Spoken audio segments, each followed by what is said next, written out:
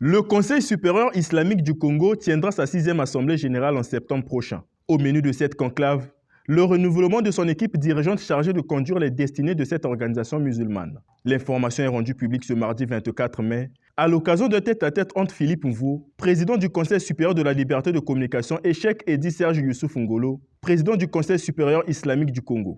Au cours de cette entrevue, Youssouf Ngolo et sa délégation ont jeté leur dévolu sur le président du Conseil supérieur de la liberté de communication comme membre d'honneur. Annoncé officiellement au président Mvou qu'il a été choisi par le Conseil supérieur islamique du Congo d'être membre dans le comité d'organisation de la 6e Assemblée générale, un membre d'honneur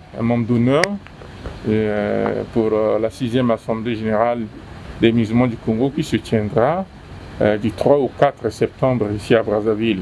Pour faire écho de leurs convictions spirituelles, le Conseil supérieur islamique du Congo a mis sur pied une chaîne de radio dont les difficultés inhérentes à son bon fonctionnement ont été dévoilées au Conseil supérieur de la liberté de communication. De passant en revue, le fonctionnement de notre radio islamique de Pointe-Noire depuis son lancement le 6 septembre 2021 avec toutes les autorités administratives et militaires de Pointe-Noire, en présence du sous-préfet bien entendu, du préfet. Il fallait venir faire constater au président du Conseil supérieur de la liberté de communication quelques soucis techniques que nous avons là-bas pour la bonne marche de notre radio. Et je pense que les jours à venir, nous aurons des résultats parce qu'il nous a renvoyé la balle.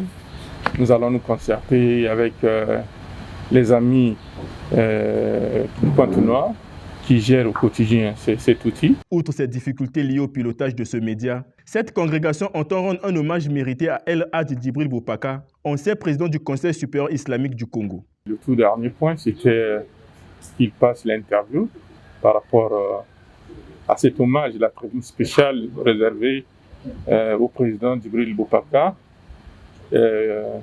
qui était l'artisan jusqu'au lancement officiel de la radio islamique. Je pense que c'est la toute dernière activité que le président a organisée. Il a réussi. Les gens sont partis de Brazzaville pour Pointe-Noire et c'était donc un succès. Pour rendre l'ascenseur, il était normal que le Conseil supérieur islamique du Congo, en hommage au président Bopaka, organise ce plateau qui aura lieu donc le 31 mai 2022.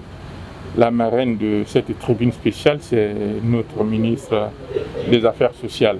Le Conseil supérieur de la liberté de communication et le Conseil supérieur islamique du Congo se sont finalement convenus de poursuivre les discussions sur toutes les questions qui lient les deux entités.